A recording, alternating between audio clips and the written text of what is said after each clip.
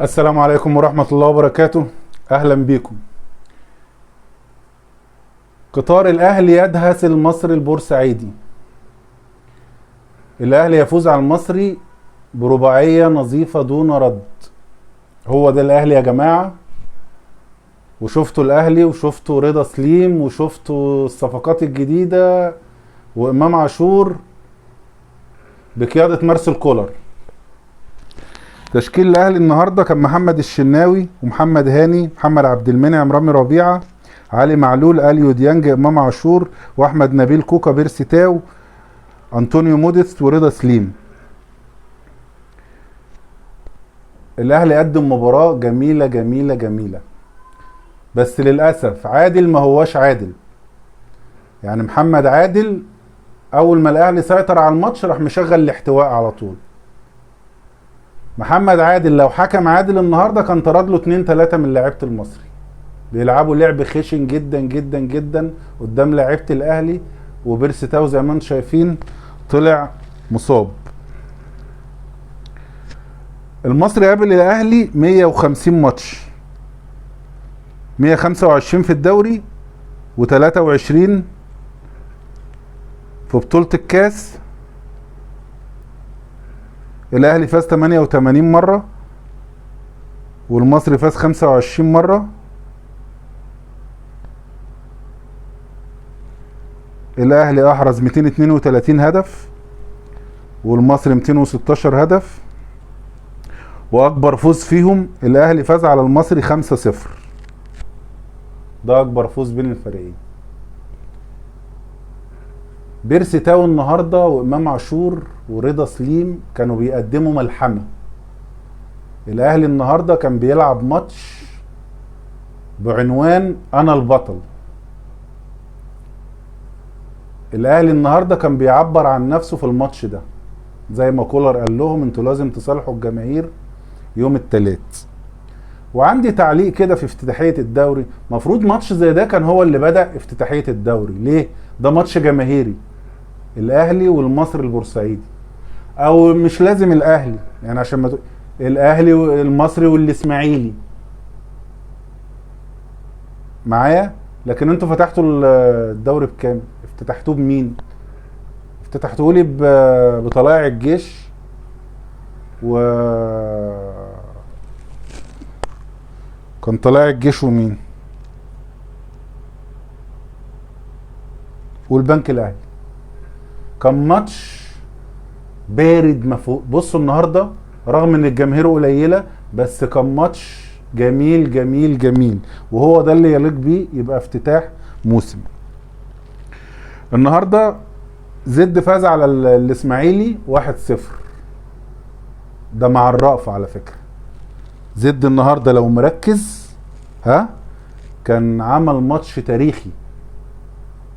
طبعا بنقول مبروك للكابتن سيف زاهر، هيبقى طبعا متحيز 100% لزد. تاني ماتش كان الاهلي النهارده، والاهلي عمل ملحمه في برج العرب، والاهلي ادى درس قاسي لعلي ماهر. علي ماهر اللي هو اخر ماتش اللي هو بتاع الكاس اللي اتطرد فيه وقعد في المدرجات، تحس انه كان بيحارب، مش عارف بيعمل كده ليه مع الاهلي. ماشي، انت حقك تبقى، بس ما تبقاش بالعصبيه دي قدام الاهلي. انت هتروح فين يعني مع الاهلي انت يا عم علي؟ ولا هو الموضوع فيه حاجات شخصيه؟ المهم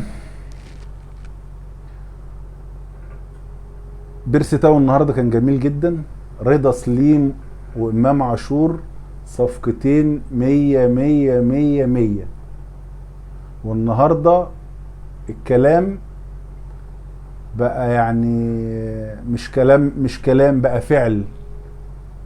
والله اكبر عليك يا كريم فؤاد جاب جون جميل جميل جميل. مكسب كريم فؤاد، عودته. امام عاشور صفقه كويسه،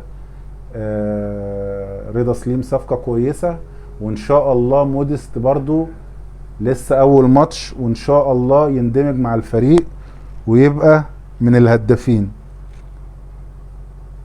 الاشاعه اللي طلعت على كهربا ان هو كان سهران في كباريه مع احمد فتوح ونزل عليه غرامة 500,000 جنيه وبتاع.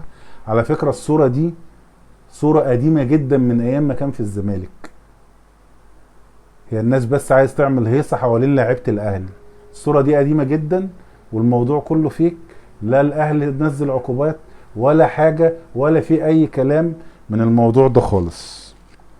تمام؟ عشان بس ان الناس اللي عمالة تضرب ايه اخبار. سمعني يا عم محمد يا فاروق يا بتاع الناس اللي عمالة تضرب اخبار. مرة الشناوي ضرب امام عاشور وزعق له وعنفه، والمرة التانية كهربا كان سهران وغرامة 1,000,000 جنيه ولا 500,000 جنيه. تمام؟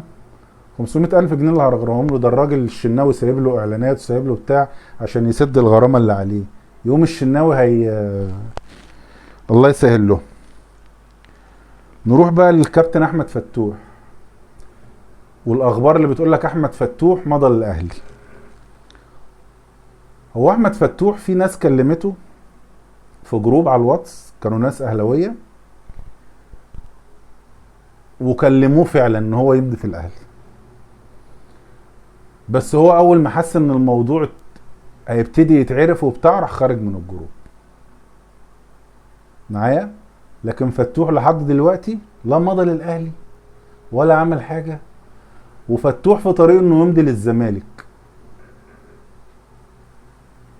هو بس مستني الاستاذ ممدوح عباس حل مشكله زيزو واحمد فتوح دي مع الوزير هو اللي هياخده في مكتبه زي فرجاني ساسي كده ويظبطه وهيخليه يمضي لايه للزمالك. فالدوله مش هتسيب الزمالك يا جماعه، ما تقلقوش. وفتوح في الزمالك وزيزو في الزمالك وكله في الزمالك ماشي. الزمالك اللي بيقدم مبررات ان هو اتغلب ماتش بيراميدز من قبل ما يلعبوا يوم الخميس. ايه الماتش؟ قال لك اسوريو راح بره وقال لك اللعيبه بتشرب شيشه واللعيبه عندها قدره انها مش عارف ايه، وقعد يتكلم في كلام تخاريف كده ما احناش فاهمينه. وهي دي المحاضره اللي ساب المعسكر وطلع يديها للناس بره، وهو طالع يقطع في المصريين في الصحافه بره. ادي الحاج اسوريو اللي هو مش عارف جايبينه لنا منين. بكره يا جماعه، بكره ماتش الداخليه وانبي الساعه 4، والمقاولين العرب وبلديه المحله الساعه 7. بكره الاربعاء. يوم الخميس ان شاء الله مين اللي هيلعب؟ هيبقى فاركو وفيوتشر والاتحاد السكندري والسيراميكا الساعه 7، وبيراميدز والزمالك الساعه 7. ده كده هيبقى المطوشه لحد نهايه الاسبوع يوم الخميس يا جماعه. وبعد اذنكم يا جماعه فضلا وليس امرا تدعمونا بلايك، عشان اللايك هو اللي بينشر الفيديو. لايك وشير، واللي ما اشتركش يشترك ويفعل زر الجرس. سلام عليكم.